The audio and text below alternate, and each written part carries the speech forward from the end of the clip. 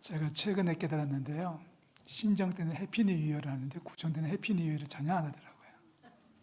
그래도 우리는 할 수 있을 것 같은데요. 그게 번역하면 새해 복 많이 받으세요. 목사로서 축복합니다. 새해 복 많이 받으시기를 주님의 이름으로 축원합니다.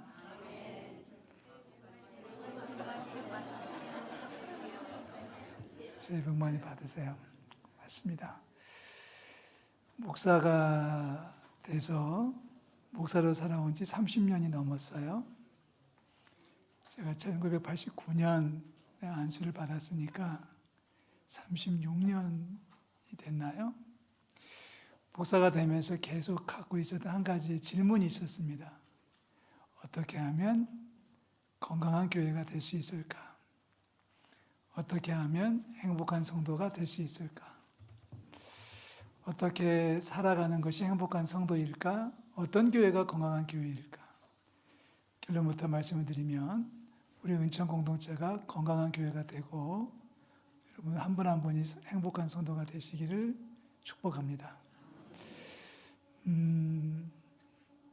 많은 설명들이 있어요. 이게 행복한 교회다. 이게 행복한 성도다. 여러 가지 설명들이 있는데 그 설명 중에서 가장 간편하면서도 강력한 설명이 있다면 사도행전 4장에 등장하는 교회입니다. 예수님께서 부활 승천하시고 1년이 채 지난 몇 달 지나지 않았을 때 서서히 예루살렘의 교인들이 성도들이 모이기 시작했어요. 사도 베드로를 중심으로 12사도가 중심이 되었고 그리고 많은 성도가 모여서 예배하고 교제하는 교회 공동체를 만들어 갔습니다. 그래서 이름에서 초대 예루살렘 교회다 이렇게 불러요. 한번 해볼까요? 초대 예루살렘 교회. 학자들이 대부분 동의하는 것이 있어요. 그게 뭐냐면 초대 예루살렘 교회가 기독교 역사상 가장 건강한 교회였다. 건물도 없었고 성경책도 없었고 교회 직제도 없었지만 가장 말씀이 살아있었고 가장 부흥했고 사랑이 넘쳤던 교회가 바로 초대 예루살렘 교회. 그래서 얘기합니다. 초대 예루살렘 교회는 역사상 가장 건강한 교회였다. 그 교회에 속해 있는 성도들은 가장 행복한 성도였다. 자, 건강한 교회를 다니는 사람이 행복한 성도가 될 줄로 믿습니다. 행복한 성도가 많이 있어야 건강한 교회가 될 줄로 믿습니다. 이 건강한 교회와 행복한 성도라는 이 두 개념은 따로 떨어져서 얘기하는 게 아니라 같은 메뉴예요. 같은 세트예요. 그러니까 건강한 교회가 되고 건강한 교회를 다니면 행복한 성도가 될 수 있고 행복한 성도가 많이 모여 있으면 교회는 건강해질 수밖에 없는 것이 진리입니다. 자, 초대 예루살렘 교회를 건강한 교회라고 하는 이유는 어디에 있었을까요? 오늘 우리 성경을 다시 한번 보면 10절, 33절에 이렇게 얘기합니다. 33절 다 같이 읽어볼까요? 사도들이 큰 권능으로 주 예수의 부활을 증언하니 우리가 큰 은혜를 받아. 자, 건강한 교회의 특징은 그렇게 복잡하지 않더라고요. 뭐 건물이 커야 되고 뭐 시설이 좋아야 되고 뭐가 어떻고 여러 가지 설명이 가능하겠지만 다 소용없고 기본은 뭐냐면 말씀이 살아있고 성도들이 은혜 받으면 되는 겁니다. 행복한 성도가 누가 행복해요? 은혜 받는 성도가 행복한 거고요. 그런 사람들이 많이 모여 있으면 교회는 건강해질 줄로 믿습니다. 오늘 33절에서 이야기하는 건강한 교회의 모습 첫 번째는 바로 하나님의 말씀이 증거되는 교회였다. 하나님의 말씀이 증거되는 교회의 제1책임은 목사에게 있습니다. 누가 뭐라고 해도 목사가 잘해야 되는 게 교회의 기본이 아니겠습니까? 목사는 예배를 준비하고 설교를 준비해서 전해야 됩니다. 그래서 목사는 늘 기도하고 말씀에 집중해야 되고 연구해야 됩니다. 공부도 해야 되고 건강도 신경 써야 되는 것이 목사의 책무일 것입니다. 늘 이제 부족한 것을 느껴요. 저도 목사를 살면서 늘 부족한 것을 느끼는데 위에서 기도해 주시기를 부탁을 드리겠습니다. 아멘. 저희 어머니가 새벽 기도를 못 나가시게 된 병이 터져가지고 새벽 기도를 못 나가실 때 저를 불러놓고 하셨던 말씀이 가서 교회 가서 설교해야 돼. 뭐라고 할까요? 그랬더니 이제부터는 우리 교회 성도가 저를 위해서 목사를 위해서 기도해야 된다고 그래서 제가 뭐라고 했겠습니까? 그렇지 않아도 하고들 계셔요. 제가 그랬습니다. 그렇지 않아도 하고들 계십니까? 제가 잘못되면 책임은 다 여러분에게 있는 겁니다. 웃기만 하지 아멘 하는 분이 한 번도 안 계셨어요. 여러분이 기도로 살아가는 게 목사예요. 성도의 기도로 살고 있는 게 목사이고요. 여러분들이 기도 많이 해주시면 잘 감당하게 될 줄로 믿고요. 저도 노력하겠습니다.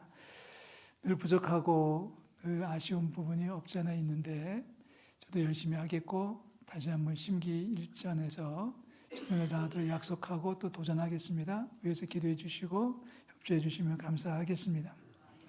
자, 교회의 건강한 모습 두 번째는 성도가 은혜 받는다는 거예요. 아주 간단하게 증명하고 있죠. 주 예수의 부활을 증언하니 우리가 큰 은혜를 받았다. 큰 은혜를 받았다. 은혜를 받는다라고 하는 것은 예배에 참석하고 난 다음에 뭔가 달라지는 것을 얘기합니다. 뭔가 깨닫는 것도 있을 거고 새롭게 결심하는 것도 있을 거고 뭔가 하여튼 전과 후가 비교돼서 전에는 울상이었다가 예배하고 돌아갈 때는 기뻐 뛰며 찬송하는 것이 예배 은혜 받은 사람들의 모습이에요. 은혜 많이 받으시기를 축복합니다.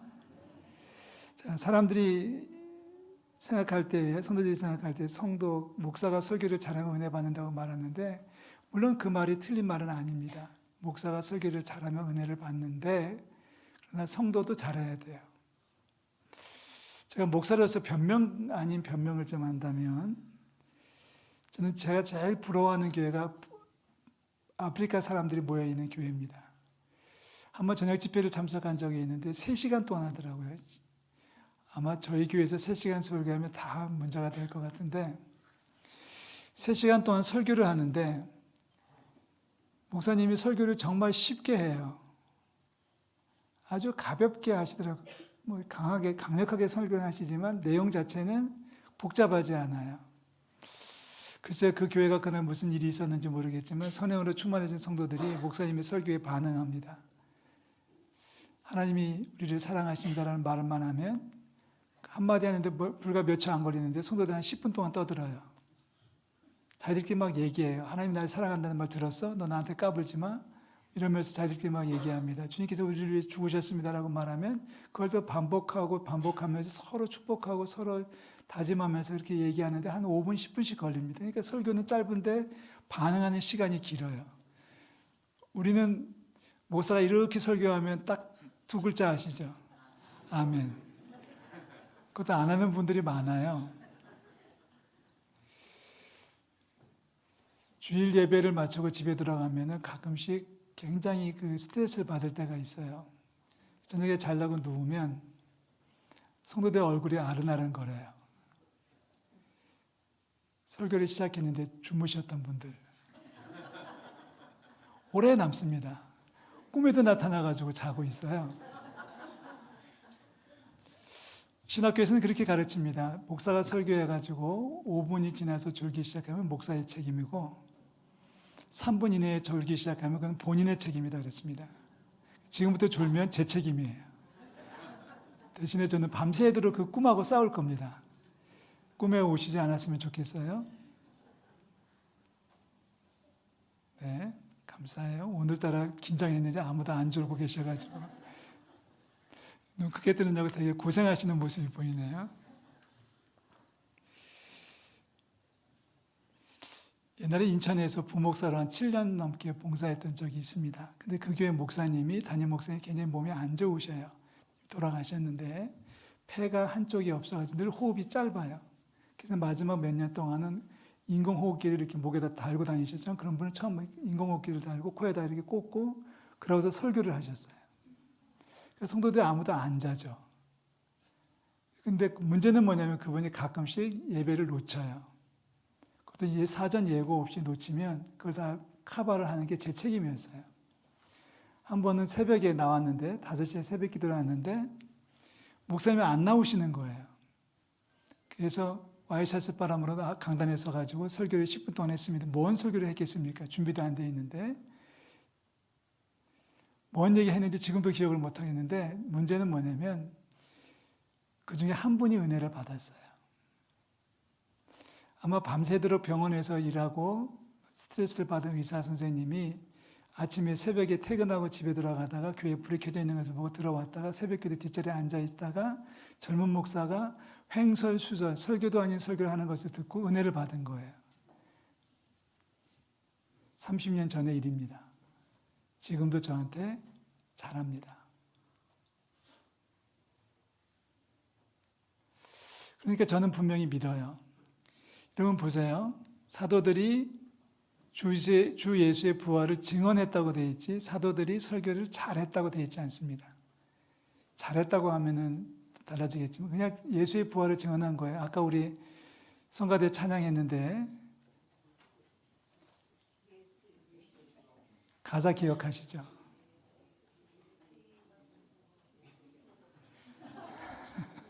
다 성가대 같아요. 이게 복음이 그건 거예요. 예수의 부활을 증언했다. 아마 지난주 설교하고 이번 주 설교도 거의 똑같았을 것 같아요. 지난주에도 예수님 부활하셨어요. 아멘 하고 설교했고 다음 주에 또 나와가지고 사도가 베드로가 서가지고 예수 부활하셨어요 설교했는데 또 은혜 받고 또 은혜 받고 하는 겁니다. 이게 하나님의 역사예요.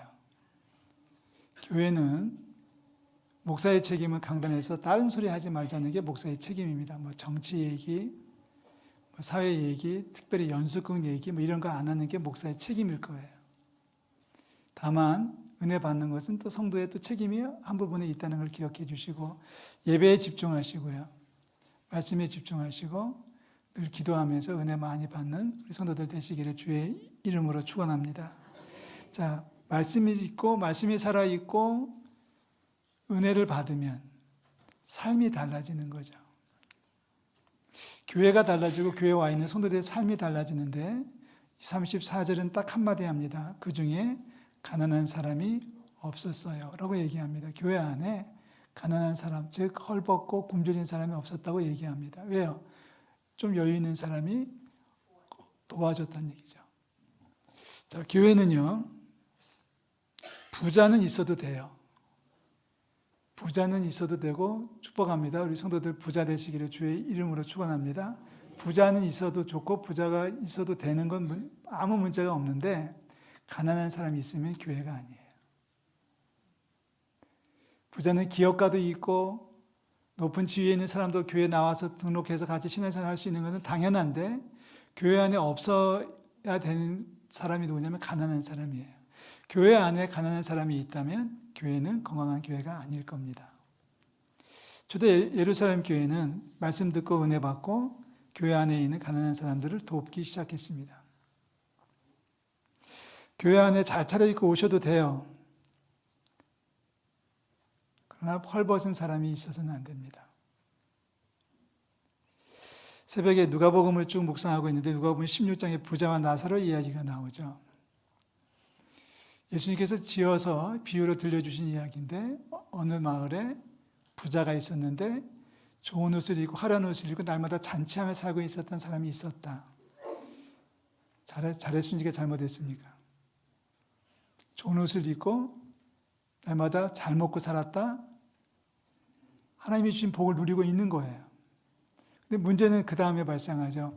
그 집 대문에 나사로라고 이름하는 거지가 있었는데 온몸에 헌대투성이었고 치료를 받지 못해가지고 개들이 와서 그 상처를 핥아먹고 있었다.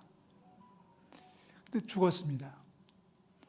놀랍게도 나사로는 아브라함의 품에 올라갔고 부자도 죽었는데 부자는 음부의 고통에 빠졌습니다. 이 부자가 이름도 밝혀지지 않았지만 이 부자가 부자인 것이 잘못된 게 아니고 이 부자가 죄가 아니라 부자임에도 불구하고 자기 집 문 앞에 있는 가난한 사람을 돌보지 않았다는 게 죄인 거예요.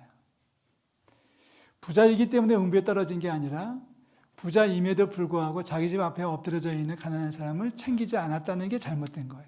그래서 음부에 떨어진 거예요. 우리 교회 안에 경주 출신들이 계신가요? 경주에 최부자라는 가문, 명문 가문이 있죠. 최씨 부잣집이 명문 가문이 있습니다. 보통 통속되는 용어로 보면은 부잣집은 3대가 가면 망한다고 얘기되는데 이 부잣집은 최씨 집안의 부잣집은 300년 넘게 부자의 명문 가문을 이루어갔습니다. 이유가 뭔지 아세요? 12대를 통해서 계속해서 부자의 가문을 이루어갔는데 나눔과 베품이 있었던 겁니다. 자, 그분들이 나누고 베풀었던 것을 이야기하면 칼럼에 이제 가훈을 잠깐 얘기했습니다만은 이 최부잣집의 가훈이 몇 개가 있어요. 6개의 가훈이 있는데 그 중에서 몇 가지만 소개해드리면 5번째 그런 가훈이 있더라고요. 우리 집에 시집 오는 며느리들은 3년 동안은 무명 옷을 입고 살아야 된다. 좋은 옷을 안 입혔다는 거예요. 별로 놀라지도 않으시는군요. 부잣집에 시집 왔으면 좋은 옷을 입을 것 같은데 3년 동안은 작업복만 입고 종들 입는 옷을 입고 살도록 했다는 것이 최씨 집안의 가훈 중에 5번째예요. 6번째는 많이 알고들 계시더라고요. 우리 집을 중심으로 해서 사방 백리에 굶어 죽어가는 사람이 없도록 해라. 우리 집을 중심으로 사방 백리에 굶은 사람이 있으면 안 된다라고 하는 것이 이분들의 가훈이었습니다. 1950년대에 들어와가지고 가문이 끝났어요. 끝난 이유가 또 아주 감동적이죠. 최준이라고 하는 분이 결단을 내립니다. 마지막 부자로 기록된 최준이라고 하는 후손이 결단을 내려가지고 온 집안의 재산을 다 팔아가지고 대학을 2군데를 설립합니다. 그래서 아무것도 안 남아서 부잣집 명목이 끊어졌다는 거예요. 물론 6.25 때 그런 일이 있었습니다만 그 전에 일제시대 때는 회사를 설립해가지고 이제 회사에서 독립운동 자금을 계속 지원도 했었고 6.25가 터지자 이제 이런 일들까지 했어요. 지금의 영남대라고 알려져 있는 대구대와 청구대의 설립자가 바로 최준이라고 하는 사람이고 1970년에 돌아가셨어요. 이 최씨 집안을 그렇게 만들었던 지나가던 어느 도사의 한마디 외침이 있었다고 그러죠. 제가 읽어드릴게요. 재물은 분뇨와 같아서 한 곳에 모아두면 악취가 나 견딜 수 없다. 근데 흩어 뿌리면 거름이 된다. 자, 분뇨가 뭔지 아시죠? 분뇨는 한 곳에 모아두면 냄새가 나고 그것 때문에 악취가 나서 견딜 수가 없지만 그것을 흩어버리면 거름이 된다. 이 말을 마음속에 새긴 어느 어른이 우리 집에 시집 오는 며느리들은 좋은 옷 입히지 마. 우리 집안은 절대로 진사 이상의 벼슬을 가져서는 안 돼. 아무리 농사를 많이 해서 만석을 얻었다 하면 만석 이상 되는 것들은 다 나눠주고 손님들 접대하고 사방 백리에 굶어가는 사람이 있으면 우리 집안은 안 돼. 큰일 나. 그러니까 주변을 잘 살피어라고 가훈의 가훈을 연결해 줬다는 겁니다. 자, 이제 정리가 좀 될까요? 건강한 교회의 모습, 행복한 성도는 따로 가는 게 아니라 같이 가는 거다. 아멘. 자, 건강한 교회가 되기 위해서는 성도가 은혜를 받아야 되는데 말씀이 살아있어야 되고 예배가 감동이 돼야 되고 그리고 말씀에 은혜를 받아야 되고 은혜를 받았으면 미워하는 사람이 있어서는 안 된다. 서로 사랑해야 된다. 3가지입니다. 말씀에 살아있는 예배, 은혜 받는 성도들, 사랑이 넘치는 교제가 있을 때 건강한 교회가 되고 그 일에 함께 할 수 있다면 그 사람이 바로 행복한 성도가 되는 거죠. 행복한 성도가 한 사람 소개되고 있네요. 바로 바나바입니다. 바나바는 원래는 요셉이라는 이름인데 요셉은 다 잊어버렸고요. 바나바라고 불렸던 사람이 있습니다. 바나바 뜻은 위로의 아들이다. 그러니까 바나바라는 사람은 늘 성품적으로 위로하고 축복하고 격려하고 칭찬하고 이런 걸 잘하는 사람이었어요. 누구를 만나든지 바나바와 더불어 얘기하면 힘을 얻을 수 있고 바나바가 한마디 해주면 용기를 회복할 수 있고 바나바가 도와주면 자리에서 일어날 수 있는 것이 바로 바나바의 성격상 특징이기 때문에 그의 이름이 요셉이 아니라 바나바라고 불렸습니다. 이 바나바는 크게 2가지 일을 하게 되는데요. 첫째는 당신의 소유로 갖고 있던 밭을 팔아서 부동산을 매각해서 하나님 앞에 드렸다. 이게 첫 번째 일이죠. 오늘 마지막 37절에 등장합니다. 다 같이 읽어볼까요? 37절. 그가 밭이 있음에 팔아 그 값을 가지고 사도들의 발 앞에 두니라. 은혜 받으니까 하는 거죠. 그리고 바나바는 뒤에 11장에 가서 보면은 안디옥의 교회가 세워졌을 때 거기에 파송받아가지고 전도자를 또 출발해서 새로운 인생을 살게 됩니다. 자, 사랑하는 성도 여러분. 우리 교회가 건강한 교회가 되기를 주의 이름으로 축원합니다. 제가 할 도리는 하겠습니다. 목사로서 제가 사명을 제가 감당할 테니까 기도해 주시기로 했고요. 우리 성도들이 할 일은 또 해 주셔야 됩니다. 큰 은혜 받으시기를 주의 이름으로 축원합니다. 예배를 집중하시고 예배를 좋아하셔야 돼요. 예배를 가까이 하셔야 돼요. 바늘을 손등에 꽂는 한이 있더라도 여러분 예배에 집중하시고 말씀에 집중하셔야 됩니다. 아멘. 저는 전합니다. 거두시는 분은 하나님이 거두실 줄로 믿고요. 세상 말로 죄송합니다만 죽을 수 있는 설교를 하더라도 은혜 받는 사람 꼭 있더라고요. 꼭 있더라고요. 한 번은 예배를 마치고 집에 들어가서 이제 굉장히 속이 상해 있었어요. 5분이 자꾸 떠올라요. 뭐 하다가 떠오르는지 이분들은 제 생각 속에서도 꿈속에서 눈도 안 뜨고 있어요. 소심해 있고 낙심 중에 있었는데 문자가 왔어요. 목사님 설교에 은혜 받고 오늘 예배에 감동받고 새롭게 살기로 다짐했습니다. 그 문자를 받으니까 잠이 잘 와요. 그래서 그 5명의 얼굴은 다 잊어버리고 그분 얼굴만 떠오르는 모습 경험도 했던 적이 있습니다. 하나님이 보고 계신 줄을 믿어요. 저는 괜찮습니다. 하나님의 눈에 나지 않도록 하나님의 눈에 합당한 삶이 되도록 말씀의 은혜 받고 능력 받아서 더 많이 사랑할 수 있기를 주의 이름으로 축원합니다. 신앙생활 하면서 특별히 교회 안에서 내가 미워하는 사람이 남아있으면 신앙생활 잘못하고 있는 거예요. 아까도 말씀드렸죠. 교회 안에 가난한 사람이 남아있으면, 교회 안에 굶는 사람이 남아있으면 교회가 건강한 교회가 될 수 없고 우리 주변에 헐벗은 사람이 살고 있다면 그를 도와주지 않았다면 우리는 신앙생활을 하지만은 행복하다고 감히 말하기는 부족할 겁니다. 말씀이 살아있고 말씀 중심의 예배가 있고 성도는 은혜 받고 은혜 받은 말씀 붙들고서 세상을 살 때 소금과 빛으로 살아갈 수 있다면 그게 바로 행복한 성도일 것이고요. 그렇게 살아가는 성도가 모여있는 교회를 건강한 교회라고 부를 수 있습니다. 초대 예루살렘 교회는 그렇게 살았어요. 제2의 바나바가 되기를 축복하고요. 여러분의 가정에서 일터에서 하나님 주신 사명을 잘 감당하는 우리 모든 성도들 되시기를 주의 이름으로 축원합니다. 기도하겠습니다. 하나님 아버지 은혜와